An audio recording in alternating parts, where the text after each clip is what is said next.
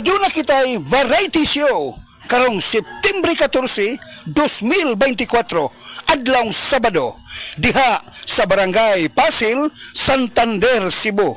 Ubo sa pagdapit sa Vendors Association of Barangay Pasil, Santander, Cebu.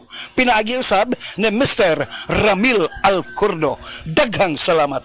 Ako si Kate Brios, usa sa mga tag-iya sa INM Kate Beauty Incorporated. Ako magpahimangno sa mga tag-iya og mga butika, pharmacy ug mga drugstore nga dili mo dawat og produktong Koy Herbal Capsule nga way tatak, the original ug way nakamarka sa kapsula nga KOI kay siguradong piki kana ug peligro sa panglawas ang epekto niini. Labaw sa tanan, mahimong pasakaan og kasong kalapasan sa balaod sa unfair competition. Ang mga pharmacy owners sa higayon nga masakpan kamo nga namaligya og Koy Herbal Capsule nga piki o walay kumplitong dokumento. Muhatag kog reward sa kantidad nga 300,000 pesos cash ni adtong mga tao nga makahatag og pruweba sama sa pictures o transaksyon sa mga tao nga anaa sa sulod mismo sa mga pharmacies og uban pa gikan sa dili otorisadong mga pharmacies labi na sa mga distributors. Daghang salamat.